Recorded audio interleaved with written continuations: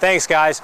That's right. Normally, we're always out in the West and the Rockies, and today, I'm Stephen Heumann, and I'm taking you around Central Park in the middle of Manhattan in New York. Follow me.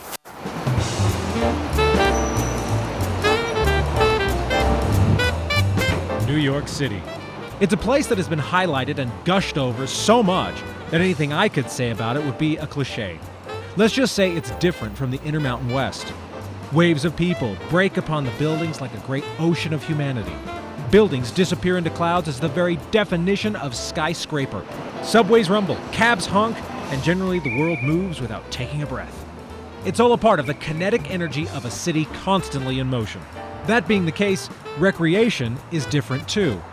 You're not going to see any ATVs or wakeboard boats. Snowmobiles are out, and while you will catch view of the occasional horse, well, they're on the job.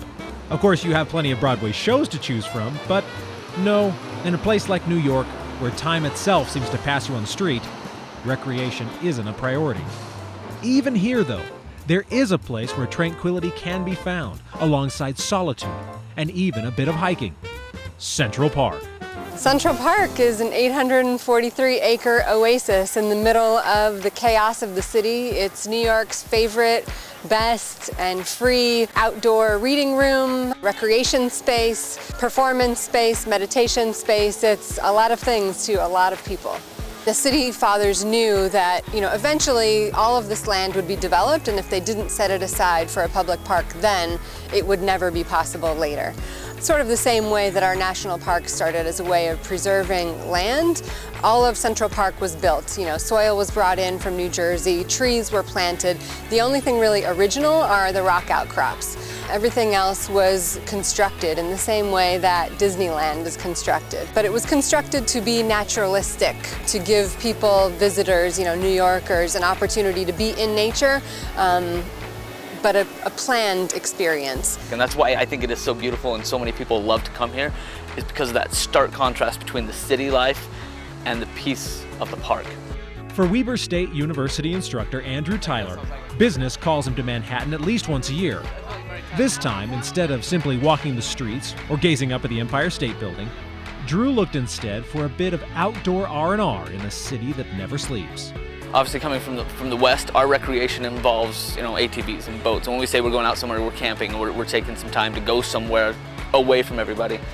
Recreation that I found here, especially in Central Park, is much more individualized. It's running, maybe a little bit of strolling or hiking, listening to your iPod. There's some minor boating, bike riding, but it's almost more sport-like than activity-based recreation. There's so much to do here. You can take a tour, you can go rowboating, you can climb some of the rocks, some of which are right here that we're standing next to. You can take your kids to a puppet show or rent a bike and explore the park. There's no end to the things to do in Central Park. Since the park is constantly manicured, it would be easy to think that there is no natural space. But areas like the Hallett Nature Sanctuary have actually been set aside as preserves since the late 1930s.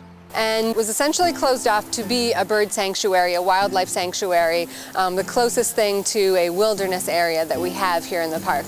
What happened, though, is that invasive species took over rather quickly. As an experiment to see if nature would take care of itself in the middle of the city, it failed. So the Conservancy now is actually actively working to restore the Hallett Nature Sanctuary to a native habitat for wildlife. The hum of the city disappears as trees tower overhead and paths snake off into a world of green. Monuments and statues can be found throughout, reminding visitors of past artists who left their mark on the city.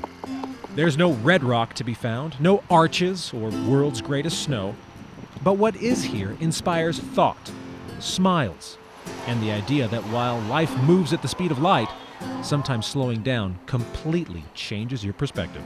Oh, if you have never been to Central Park, there is so much to see, and if you visit New York City at all, it's like the must-see, one of the top 2 things to do in New York.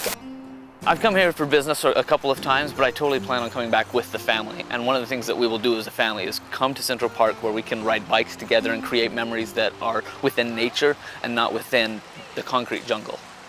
Well, there you have it. If you'd like more information on Central Park, just go to CentralParkNYC.org and you can find out all about it.